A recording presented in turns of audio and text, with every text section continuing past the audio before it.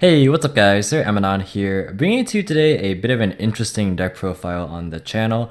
And honestly, if you had told me a couple of days ago that this is what I would be featuring, I would not have believed you. But here we are today with a bit of an interesting anti-meta sort of control-based Gouki list.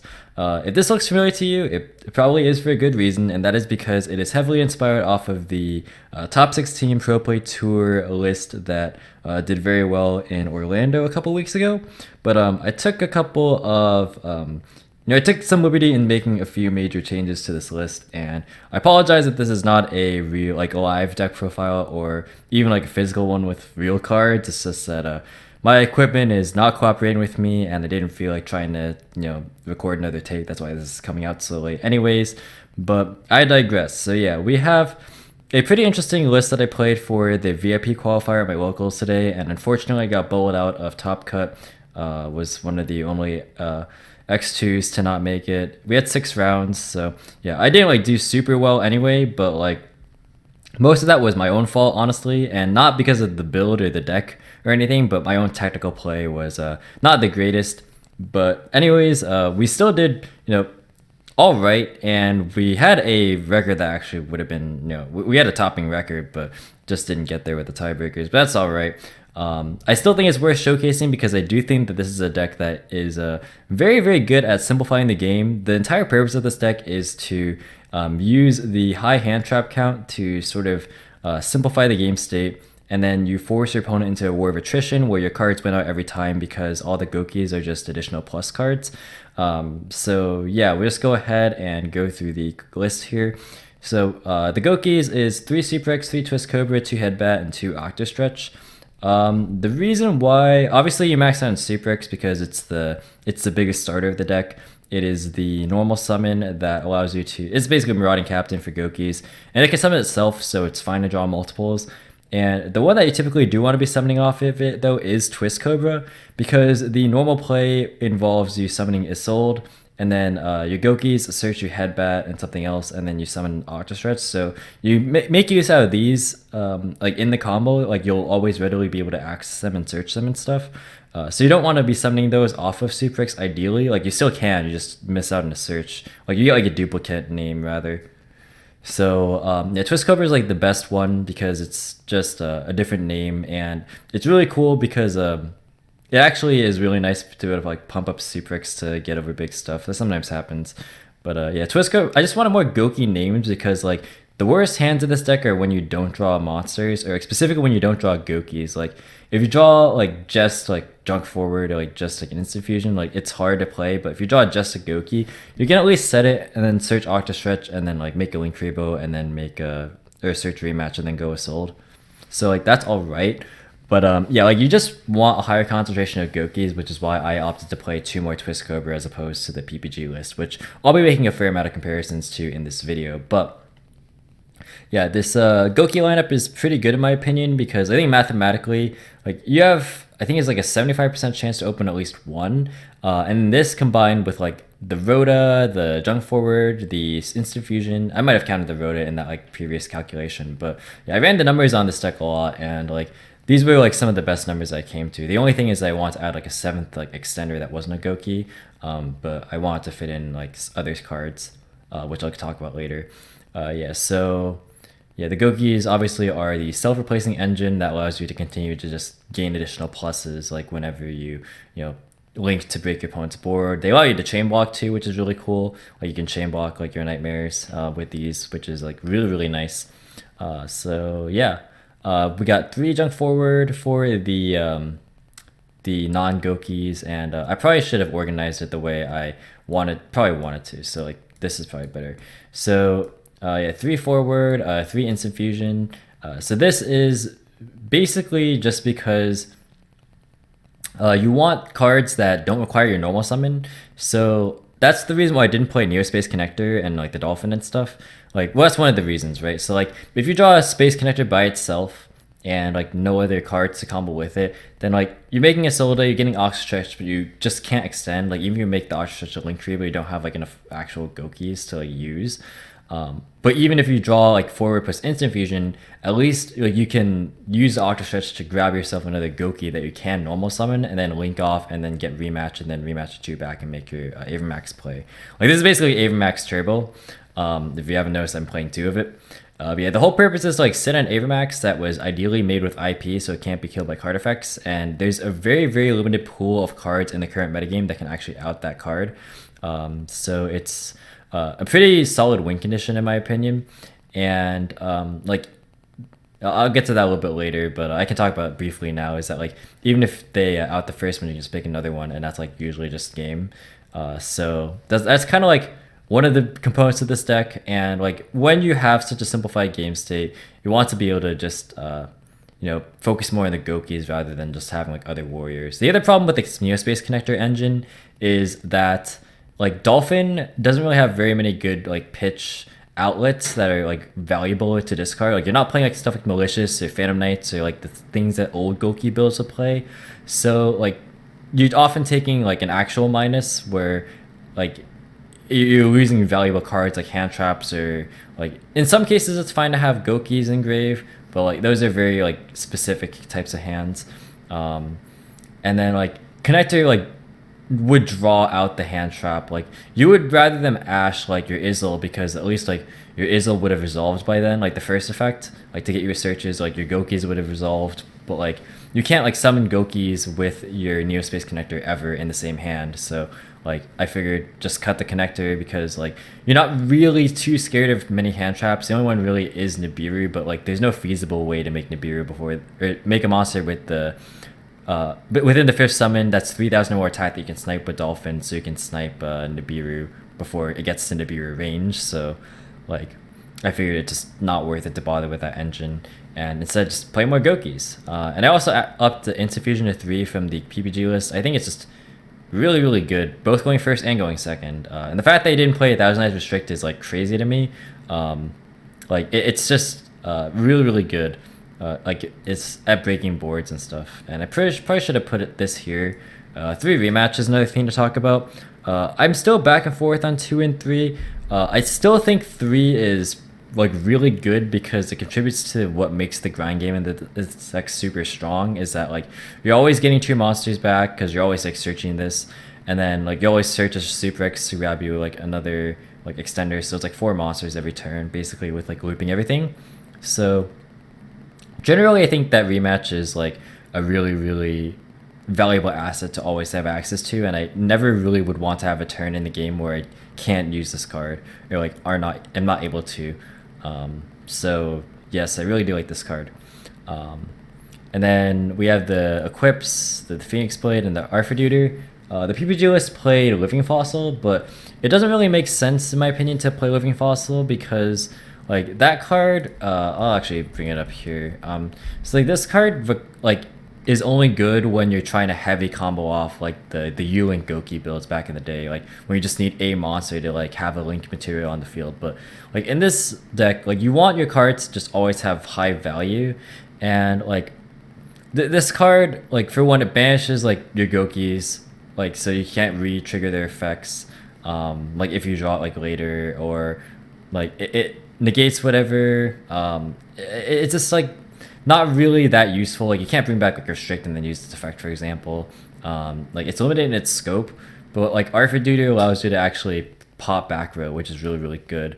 And like the other option I was considering was Autonomous Action Unit, which is cool for stealing things like Pankratops or like properly summoned Ultimate Conductor Tyrannos. Like those have come up for me in testing, but yeah, I just feel like this is generally like fine because this deck is weaker against the control matchups, so you want to sort of compensate for that.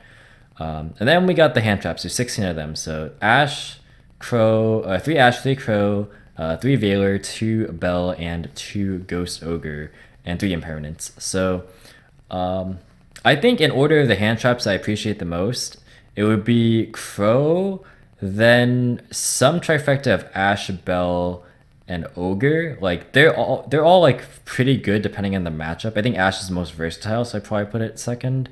behind Crow, and then Bell and Ogre are like matchup dependent, but like still very very versatile. And notice there's no Droll and Lockbird at all in this list.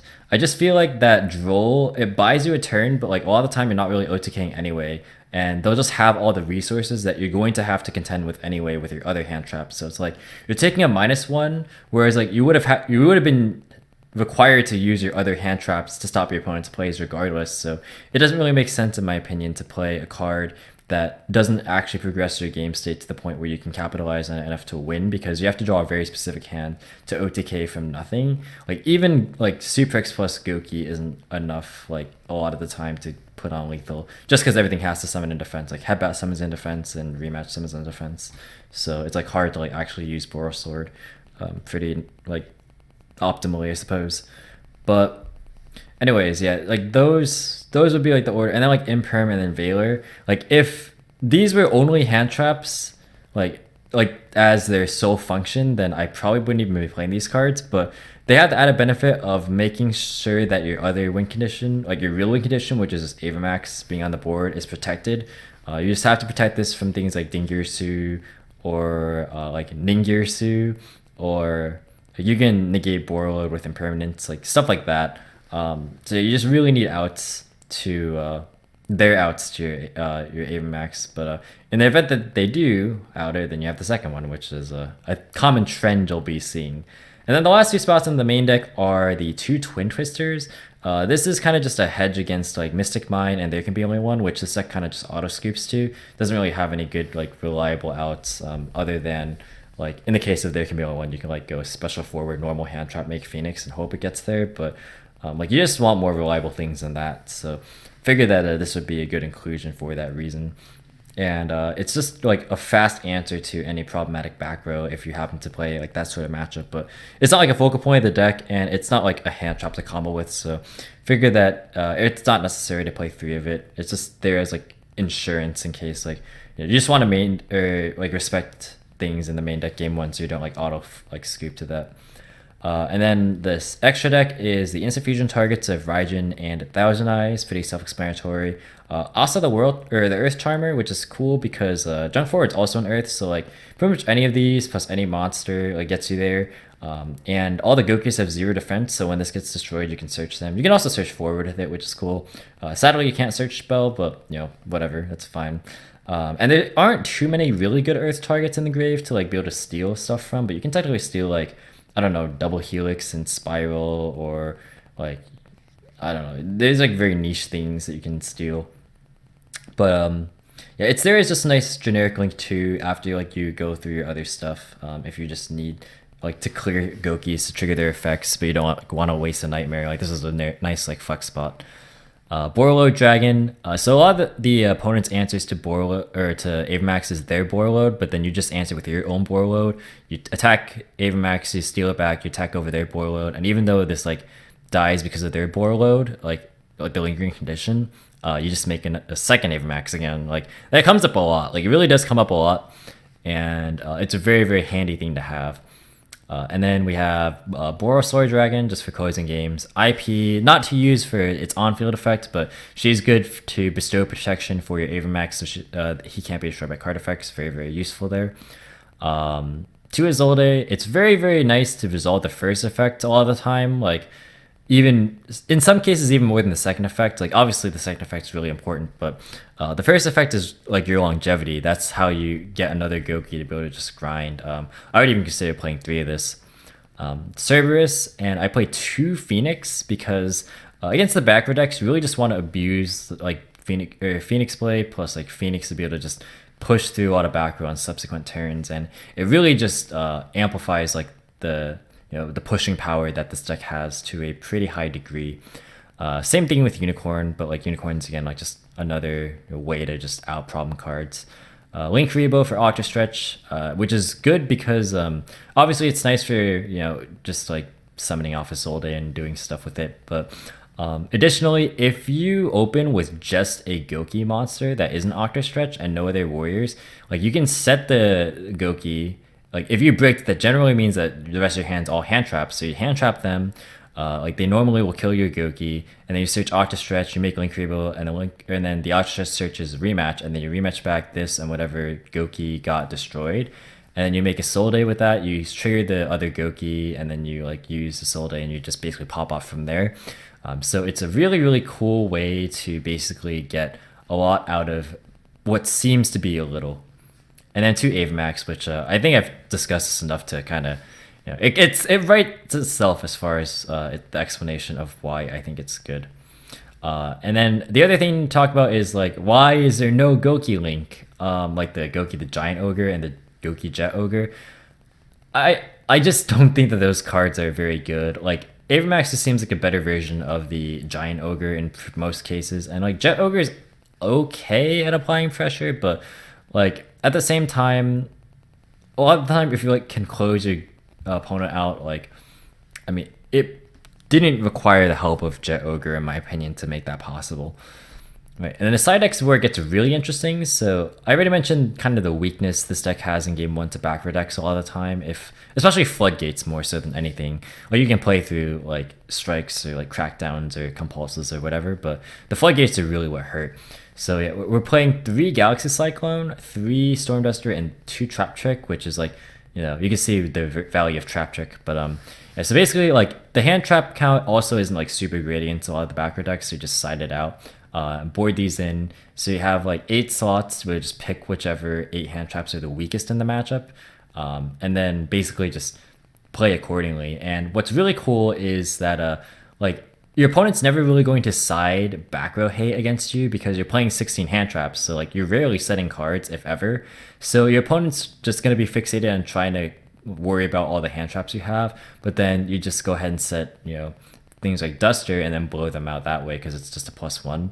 And the cool thing is that like Galaxy Cyclone is also kind of like a Phantom +1, if you know what I'm saying. Like this is a very good way to out Mystic Mine, and there can be only one just in the later turns because it just gets so much value lingering on the board because those types of decks don't really notoriously kill you really quickly. So you have the time for this to actually just out their problem cards. And then Trap Trick is there to tutor out Duster, and you can tutor out Imperm, which obviously, again, as always, people always mention it, but you set the Imperm in whatever column you want. So if like there's a Floodgate in the field, you just set it in that column, you turn it off, things like that. Really good. And then for going first against combo, I think that it's more important to have blowout cards that'll be turn skips rather than like just interaction, not very risky hand traps. Like these are all like not very risky, and not like very high reward, but very versatile. Like I think these are all versatile, and you can, find some application for every single one of these in almost every matchup. But what you do want though is to take out like maybe the weaker cards in a certain matchup, and then put in like cards like Sanctum and Ground with also the Trap Trick. That way you have going first like options to basically just skip your opponent's turn, and then if you have Avamax established already, then you can just go for game the next turn without having to like contend with a real board, or like having to try and stop your opponent's plays super like cautiously, because like these just allow you to flip them and then not worry about it. And then we have 2 Nibiru as the last card in the side deck. This is because in certain combo matchups, you just want to like take out Twin. In a lot of combo matches, you want to take out the Twin and put in like more things that are useful going second. And what's cool about this is that, again, something like Spiral, even if they have Appaloosa made early, you can activate Nibiru, they'll chain Appaloosa, and you can chain either Veiler, Imperm, or Ghost Ogre to it, and then it gets, it gets to resolve, the Nibiru that gets to resolve. And if you're wondering why Ogre works against Appaloosa, the reason is that Appaloosa has to specifically lose attack in order to negate the monster. So if you get it off the board, it can't lose attack anymore, so your original monster effect goes through. So that's why it works against Appaloosa. And speaking of Appaloosa, I did not play it in this build because you just don't really make it. Like the Link 4s you're always going to make are either Avamax, which is like your long-term win condition, Borosaur, which is like the I'm killing you to this turn win condition, and then Borreload, which allows you to out their Borreload or out their Avamax. Mostly out Avamax that they like take from you and stuff. But yeah, like that's pretty much the reasoning behind that. I think I explained everything here. So yeah, that's actually gonna do it for this deck profile. I know it was a bit of a longer one, and it's not like people really like live deck profiles. I know with like physical cards and stuff, but I just did want to showcase this entire deck and what it is aimed to do. I'd like to give a special thanks and a shout out to a good friend of mine who is working on this deck with me, like in-depth theorying with it. I'm not going to mention his name right now because in case he wants to play at a premiere event, I want to be sure that he'll have the most success, so I don't want people to know that he's on it. But if you're watching this, which I kind of doubt you are, but in case you are, hello, and you know who you are. So yeah, that's actually gonna be it for this video, guys. Thank you so much for watching. I hope you guys enjoy. If you did, be sure to leave a like as well as any thoughts or feedback in the comment section down below. Feel free to subscribe for more informative and competitive Yu-Gi-Oh content. If you want to, you can follow me on Discord, Twitter, or Twitch, all through links in the description as always. And once again, thank you guys so much for watching, and until next time, I will catch you in the next video. See you guys!